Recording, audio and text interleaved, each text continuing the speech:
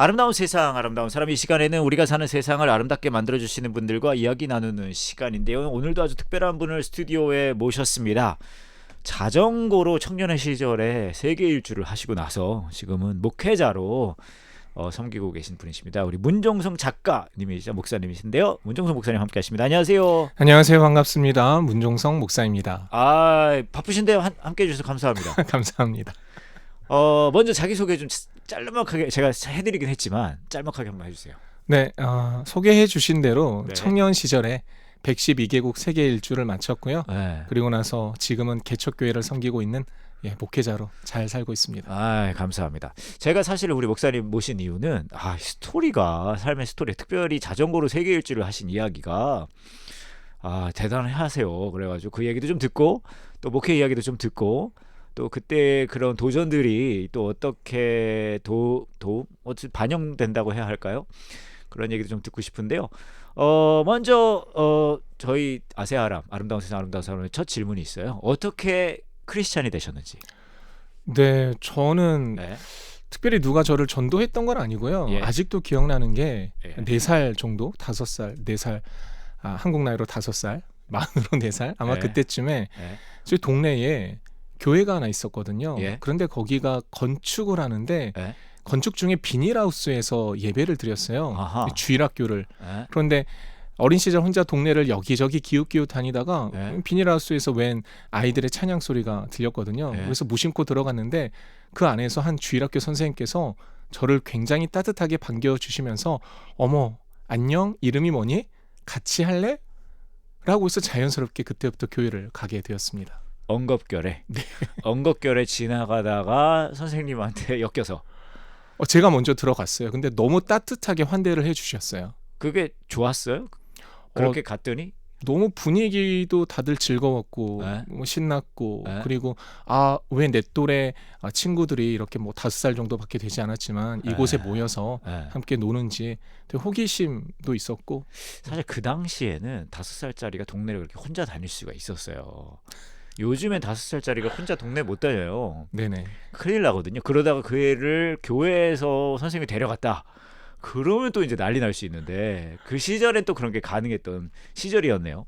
작은 동네여서 그랬습니다. 아무튼 그렇게 돼서 교회를 다니기 시작하셨는데 또 교회를 다니는 거랑 신앙을 갖는 거랑 또 다른 얘기잖아요. 네네. 그런 상황은 또 어떻게 하나님을 만나셨는지 그것도 궁금해요. 중학교 1학년 때였는데 이제 아, 초등학교 그때 당시 저는 이제 국민학교에서 초등학교로 네. 변환되는 시기였는데 초등학교 졸업하고 중학교 들어갔는데 수련회를 갔었어요. 네. 그런데 이전에는 그냥 단순히 텍스트 혹은 이제 목사님의 설교를 통해서 들었던 하나님을 막연하게 이렇게 만나고 있었는데 수련회 때 너는 그리스도인으로서 어떻게 살고 있냐, 너의 믿음은 무엇이냐라는 질문이 제 가슴에 좀 후벼 팠었어요. 그때 기도하고 네. 다른 것보다 무엇이 고백됐냐면 내가 죄인이었구나. 중학교 1학년 때 그 마음이 처음 들어왔어요. 네. 그래서 이 죄에 대해서는 정말 목사님의 설교대로 그리스도의 복음이 나에게 반드시 필요하고 이걸 위해서 주님이 십자가의 못을 박히셨구나라는 감동이 있어서 그 뒤로는 그런 경우가 별로 없었는데 어쩌다 보니 그때 제가 수련회 때 눈물을 흘리면서 회심을 하게 되었습니다. 이야, 아직도 기억이 또렷이 나나 봐요. 네네네. 그때 왜냐하면 제가 선글라스를 끼면서 선극을 했기 때문에 기억하고 있습니다. 또 나름 거기에 핵심 인물이셨군요. 등장 인물 중에 조연이었는데 그때 그때 회심했기 때문에 너무 그 감격이 아직 살아 있습니다. 그렇게 해서 이제 뭐라 그래야 돼요? 이제 하나님을 만나셨는데 그러고 나서 이제 뭐라 그럴까요? 그 세계 일주를 이제 하셨잖아요. 네. 세계 일주를 하시게 되셨는데 그냥 세계 일주 하고 가셨지는 않으셨을 것 같아요. 네, 그렇죠. 그 전에 뭐 어떤 과정이 있었을 것 같거든요. 교회마다 꼭 그런 청년들 있잖아요. 네. 교회 목숨 거는 청년, 네? 교숙자.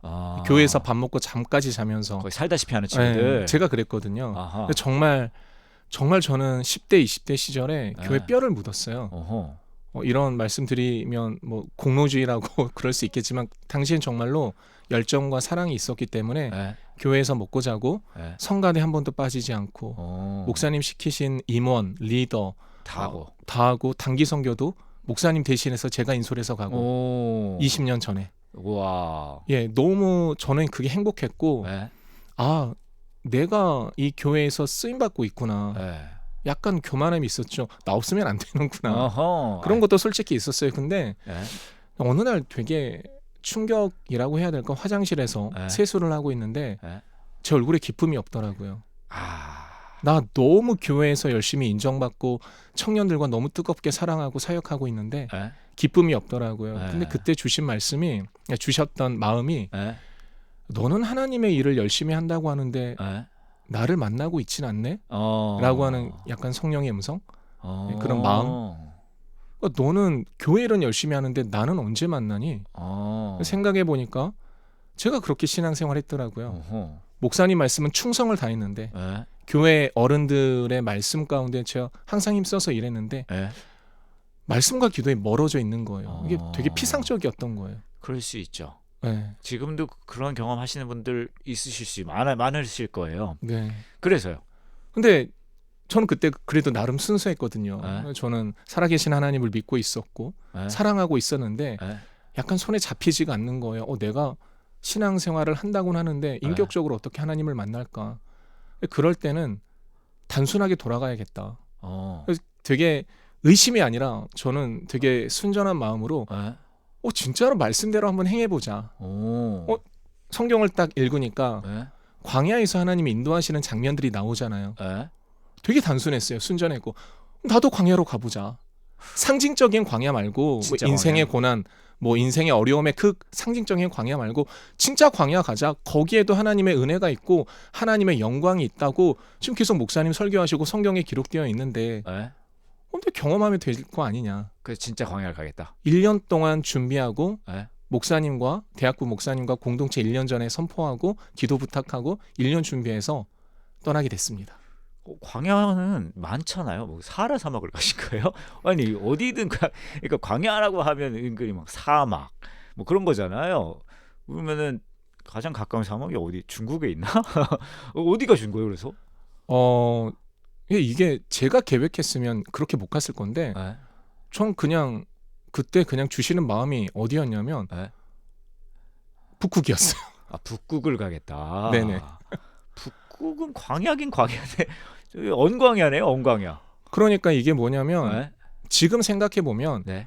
네가 머리로 계산할 수 없는 곳을 진짜 나를 의지해서 신뢰하면서 가봐라. 네. 당시에 북극에 대한 정보가 하나도 없었거든요. 예. 정말 주님을 믿고 신뢰하고 따라갈 수밖에 없는 그곳을 저한테 마음을 주셔서 정말 열심히 준비해서 정말 북극부터 갔습니다. 북극을 어떻게 가요? 아니 제가 북극 어떻게 가야 되지? 그게 직항이 있나요? 없습니다. 그죠? 네. 직항 가장 가까운 국제 공항이 어디일까요? 그럼 러시아 쪽인가요? 저는 이제 미국 최북단, 알래스카 최북단으로 갔고요. 당시에만 해도 이런 20년 전이잖아요. 네? 제가 북극을 치면 네. 그때 야후 사이트가 가장 그러니까 스마트폰 이전 시대잖아요. 그쵸. 네. 2005년도였거든요. 그러니까요. 야후에 북극을 치면 네. 혹은 북극 여행을 치면 뭐가 검색이 됐냐면 네. 두산 동아 대백과 사전에 북극에 대한 짤막한 정의밖에 없었어요. 그래서 좀 막막했는데 그걸 어떻게 가지? 그러면 알래스카 앵커리지로 갔나요? 네, 앵커리지로 가서 페어뱅크스 가서 페어뱅크스에서 다시 배를 타요? 베로우라고 하는 네? 북단 마을로 갔습니다. 거기가 그러면은 북극인 거예요? 예, 북극권에서 가장 높은 높은 마을. 예. 실제로 북극이 그 빙하가 있는 데고 땅이라 그래야 될까요? 남극은 없잖아요. 네네. 그러면 진짜 바로 극지점인가 거기까지 가신 거예요? 네, 마을 바로 앞이 북극 해가 있었어요. 거기까지 가셨다. 네. 거기서 뭐가 기다리고 있던가요? 이게 참 오묘한데 제가 오로라? 오로라도 당연히 있었고요. 오로라 있었고. 그때 제가 네? 의도하진 않았는데 하필 시기가 겨울이었거든요. 극야 현상, 즉 해가 뜨지 않았어요. 해가 안 뜨는 맞아요. 2달 동안 해가 없는 곳에서 살았습니다. 맞아요. 알래스카 그래요. 네. 2달을 계셨어요. 네. 그러면 해는 안 떴다. 네. 그러면 느낀 게 있을 거 아니에요. 아니 무슨 광야를 예, 찾아서 하나님 만나러 그쵸. 갔는데 뭘 느꼈어요? 뭐가 있던가요? 단순해요. 아무것도 없는 것 같은 그곳에도 네? 하나님의 은혜가 있고 네? 영광이 있고 예배 드리는 사람들이 있더라고요. 제가 거기 가서 네? 교회가 하나 있었는데 네? 목사님하고 1대1로 예배 드렸거든요. 평소에. 근데 땡스 기빙 데이 때 아. 부흥이 일어났어요. 3명 됐나요? 어우, 믿음이 작으시네요. 4명입니다. 왜 믿음이 작아요? 3명 돼도 50%더 늘어난 건데. 아, 4명이요? 눈 보라를 뚫고 정말 그 사람들이 한 명 한 명 오는데 그래서 땡스 기빙 데이 때 북극에서 목사님 포함해서 총 5명이 예배를 드렸습니다. 오, 그랬군요. 그래서요. 그리고 나서는 네. 너무 신기한 거죠. 사실은 뭐 저는 정보 없이 갔잖아요. 아, 이곳에도 예배를 드리는 사람이 있고 네. 하나님 영광 받으시는구나. 아, 북극에도 이러한 예배가 있고 주님을 예배하는 자들을 통해서 하나님의 복음이 증거되고 있다면 네. 아마존에도 있겠구나. 사하라에도 있겠구나. 네. 아프리카 정글 한복판에도 있겠구나. 네. 히말라야에도 있겠구나. 네. 그때부터는 네.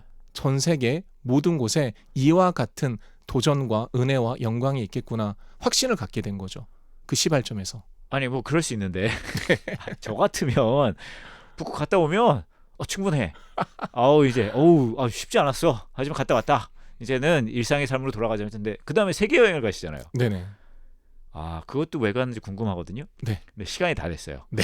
그래서 오늘 여기까지 하고 다음 주에 오셔서 북극을 갔다 온 건 제가 오케이 거기까지 인정. 그것도 이해는 안 가지만 왜 그 다음에 세계 일주까지 해야 했는지를 또 어떻게 가셨는지 그 얘기를 좀 해주시면 좋을 것 같아요. 예, 알겠습니다. 네, 지금까지 작가이자 또 목사님이십니다. 우리 문종성 목사님과 함께 이야기 나눴습니다. 고맙습니다. 감사합니다.